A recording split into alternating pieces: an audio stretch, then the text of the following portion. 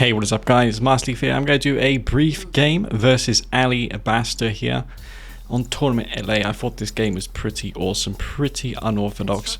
Ali is someone as well who does crazy strategies, and this game was no exception, so I'm going to start things off. So far so good.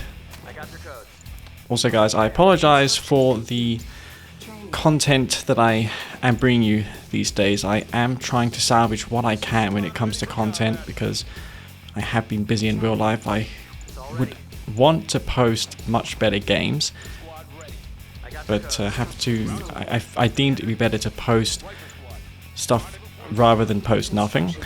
This game, however, is pretty awesome, so let's go in and see what it's all about.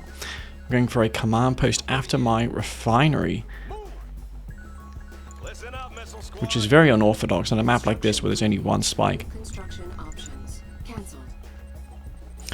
I'm going to go for an Hammerhead, and the reason for the missile is I'm going to garrison the missile in the Hammerhead, and with epic micro, and I'm talking flawless micro, you can kite bikes, you can kite buggies, you can kite pitbulls, because the missile inside the Hammerhead has more range than all those units. So providing you can stay out of range, your Hammerhead will never take damage, and that missile squad will continuously output its damage. It will also prevent your opponent from responding quickly to the spike capture. You can't just build an engineer. Instead of war factory after my refinery, I'm going for a refinery after refinery. It's quicker, we found, to do it that way. And I found Ali's doing, can't believe this, he's going for a Bloodhound push against my Hammerhead, and I was like, oh crap, I have just these harvesters, no rockets on them because I'm not Zocom, and this one Hammerhead. I'm going to use what I said before with this Hammerhead to just try and kite these pitbulls. As you see, the Hammerhead's not taken a single piece of damage yet. Minefield's going down on that harvester. That's one of my harvesters going down, so that is crippling there for me. Hammerhead is going to go to the war factory. In 1.02 plus, you can order the war factory to repair aircraft. You have to manually target the Hammerhead. Last of those forces do get cleaned up. I'm not sure who expended more in that. I do have 2 Tybronian spikes. Ali did kill a spike.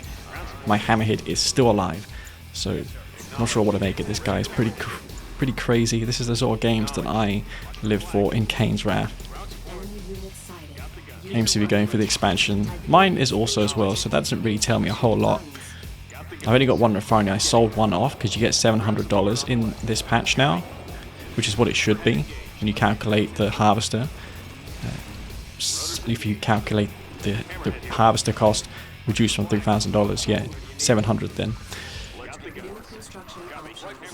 And Ali's built 2 pitbulls, of course, because if he doesn't, I can just sweep him with this Hammerhead and do some pretty sizable damage to his harvesters. This is like having one orca continuously shoot at you.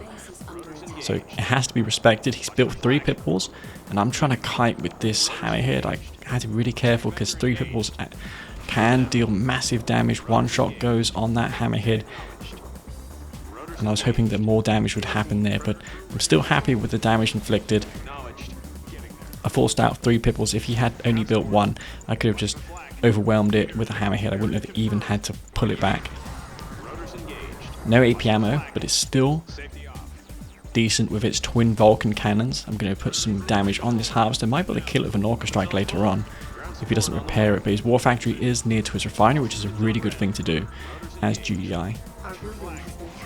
And I'm keeping Ali on edge. I'm also scouting him as well, which is very good for me.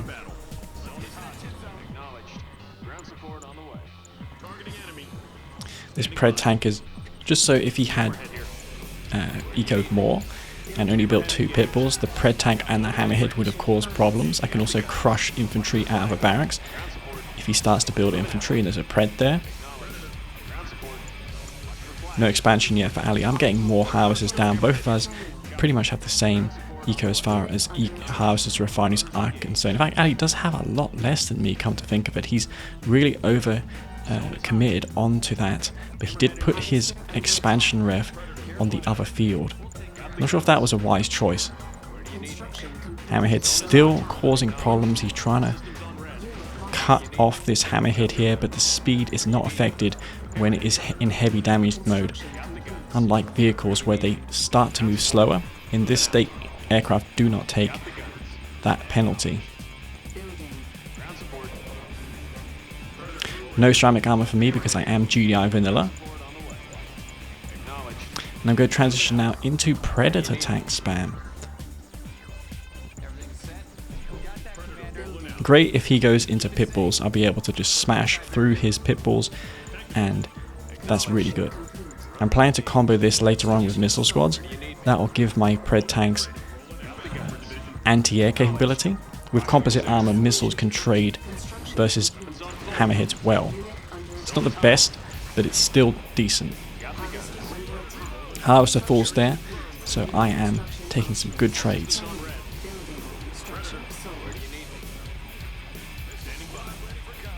Going to capitalize on this and snatch all of that blue Tiberium whilst this is happening. Ali does get a Pred tank in my base, force one of my harvesters off the line, but I've cleaned up all the blue Tiberium. I'm going now for an armory. For GI, that's a $1,500 upgrade. The composite armor takes 45 seconds. One reason to play Zocom is it only costs 1,000 for them.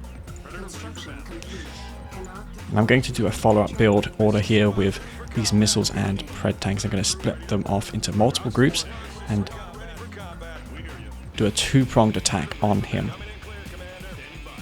I know Ali has the tendency of being hyper-aggressive, so I can't rule out the possibility of him having orcas as well. I'm going to summon in the airborne. It's a quick way for me to get reinforcements. A couple riflemen, a couple missiles are very good.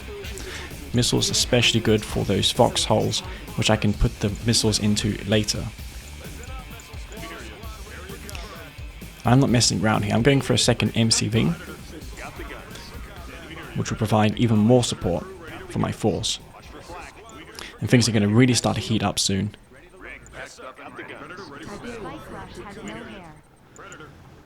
Someone trolling there. Obviously Blackrush is not bold, but I appreciate that subscription nonetheless. Hammerheads for Ali. He's just going to sweep in there. Hammerhead's actually a big problem here for me because I don't have a dedicated anti-air unit aside from these slingshots which I can build. I'm going for tungsten. I'm going to work on my Marv as well. That if I get that on his field, I can start to Marvest it, which is a tactic you've seen many a time. And I'm going to make use of these structures. You can put up to 3 missile squads in these garrisonables, but on this map, these buildings have a lot of health. And those hammerheads are going to have a difficult time in dislodging that. No grenadiers is going to make it hard. Plus I have Pred tanks there, so the Preds can't DPS down this structure. The slingshot with its low DPS will finish off the low health hammerhead, so I won't have to waste rockets on those ones there. And that garrison is just insane. Look at that damage. That garrisonable structure still going. I think all 3 of the missile squads have promoted to that heroic status. Crazy amount of value out of that building. I don't think I've ever had a game where a garrison has done that much. So that was an amazing use of the garrisonable structure. If I were Steel Talons, I could even bring along an MRT and repair that civilian building up to full health again. It's the only way to do it. I could not believe it, guys. That just blew my mind how much damage that dealt. And moving over to the left hand side now with his MCV. I'm going to have my Marv out soon. My MCV is also moving to the left. And there's something else that really I want to showcase in this game. And I did mention it in the 10 more things you didn't know about Kane draft video that I made a couple months ago. But this game was the first game I had it be used in a combat situation like what you're about to see. Both of us do have our Marvs out. Ali has his MCV. He actually did the same as me, went for that 2 MCV tactic, but his forces are a little bit weaker than mine because I did dispatch of those hammerheads. Now I'm going to move in with this Marv tank, which doesn't have a lot of DPS without railguns, but it's still going to put some chip damage on that MCV of his. And because Sonic Emitters prioritize vehicles, it's just going to try and kill the slingshot. So unless that's micro to kill my infantry, it's always going to be missing my slingshot, providing I keep that moving. And that Sonic Emitter didn't even kill a single unit there due to that. So I'm going to start putting some damage on this Conyard. The fence is a lot easier to take out. And it's soon going to be Sonic Emitter v Sonic Emitter. And in this duel, what you do is you power down your Sonic Emitter as it's taking damage, and the enemy Sonic will deal less to yours. So it's about microing, and you're going to see soon by just how much that can make a difference. So I'm now outnumbered in Sonic Emitter count, but my Mav tank will make it out there. Another Sonic Emitter for me, but this time I'm going to power down this Sonic, and you're going to see the damage reduction not even going as that very low health. And I survived a shot there where otherwise I wouldn't be able to, and that Sonic as a result killed 2 and still survived. So if that not had happened, he would have killed that Sonic Emitter, and now it's going to get some much needed damage on this AMCV. I'm going to clean up this AMCV. That is going to be it.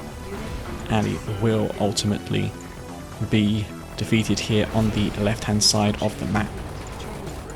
So that early game with the Hammerhead missile tactic, then the garrison doing all that to the Hammerheads, followed by the Sonic Emitter tactic, where I powered it down to receive less incoming Sonic Emitter damage, was what I think made this game a great highlight. A couple of juggernauts being made here from Ali.